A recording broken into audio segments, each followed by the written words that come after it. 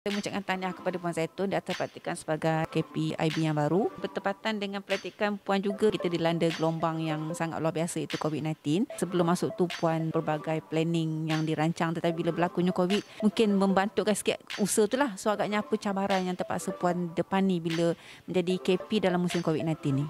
Kalau katakan KP baru, tak baru jugalah. Saya menjadi ketua pengarah ni since di bulan Julai. Cuma itulah ya, kita tak dijangka benda ni tiba-tiba berlaku. Kalau sebelum ni memang Istana Budaya gah dengan persembahan, termasuklah persembahan antarabangsa. Mungkin nasib tidak menyebelahi saya ketika saya jadi ketua pengarah Istana Budaya. Kita dilanda oleh pandemik COVID sejak bulan Mac yang lalu.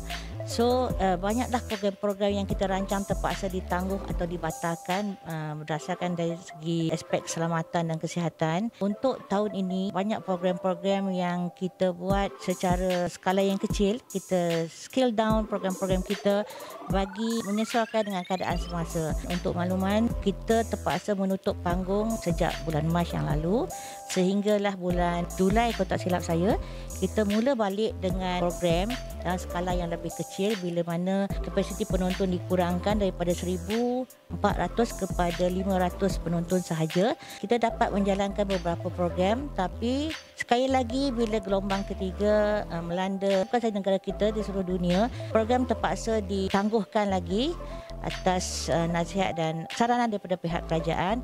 So kita sekali lagi terpaksa menunda dan membatalkan beberapa program sehinggalah satu tempoh yang akan dibenarkan kembali untuk kita mementaskan semula program-program kita.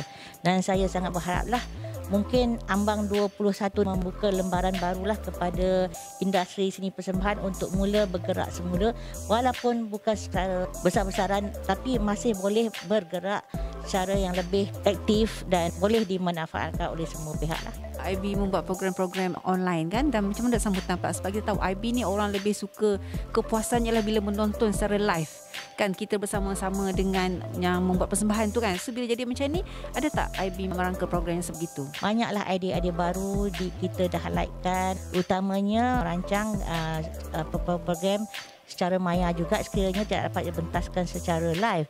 Cuma biasalah kalau persembahan tu biasanya orang lebih semangat untuk melihat persembahan secara live sebab jiwa tu, roh tu, kalau kita tengok show tu secara live, dia berbeza dengan kita tengok melalui maya, melalui online dan sebagainya. Tapi kita terpaksa akur dengan keadaan dan situasi masa kini, dan memang trend masa kini pun kebanyakannya dibuat secara maya. So kita juga mengikut trend terkini, dan memang ada program yang kita sedang merangkakan untuk dibuat secara maya lah. Macam mana pula dengan penggiat seni di belakang tabir ni? Ada tak IB ada peranan untuk membantu mereka? Kalau program di Istana Budaya sendiri, kita ada tim kita sendiri untuk buat persembahan. Cuma kalau produksi yang melibatkan produksi luar, itu banyak melibatkan kru-kru daripada luar, tenaga produksi daripada luar. Untuk masa ini, program banyak yang ditangguh dan dibatalkan. Jadi kita looking forward for next year. Kalau sekiranya program boleh dibolehkan, dibenarkan, kita biasanya akan membantulah syarikat produksi luar yang ingin bekerjasama atau membuat persembahan di IB. Kita akan sentiasa memberi bantuan sepenuhnya lah. Maksudnya produksi luar masih ada lagi lah berurusan untuk memohon membuat pementasan di sini? Masih ada permohonan tapi tak sebanyak yang tahun-tahun yang lepas. Cuma kalau mereka ni biasanya kalau tak dapat dibuat secara live, mereka berusaha untuk buat secara rakaman.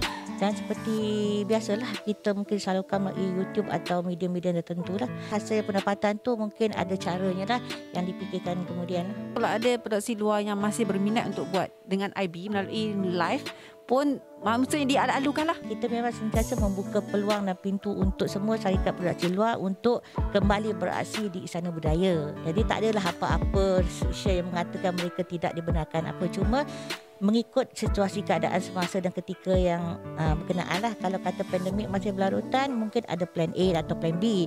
Kalau kata dah boleh dibuka untuk dibuat secara langsung, kita akan senang hatilah untuk buat persembahan macam biasa. Industri seni kita dalam keadaan yang begini, apa harapan Pak untuk tahun? Saya rasa bukan harapan saya sahaja. Saya rasa ini harapan semua pihak, terutama dalam industri lah. Kita harap pandemik dapat ditangani. Kalaupun masih berlarutan, mungkin ada vaksin atau apa-apa yang boleh membantu untuk mengurangkan masalah ni. Kalau katakan perkara ini dapat diatasi atau dikurangkan masalah ni dan ada peluang untuk membuka ruang kepada penggiat-penggiat industri untuk berkarya, memang saya sangat mengalu-alukan. inilah harapan semua pihak, bukan Istana Budaya sahaja. Terutama sekali penggiat-penggiat dan industri seni persembahan. Saya harap tahun 2021 membuka sinaran barulah untuk penggiat seni.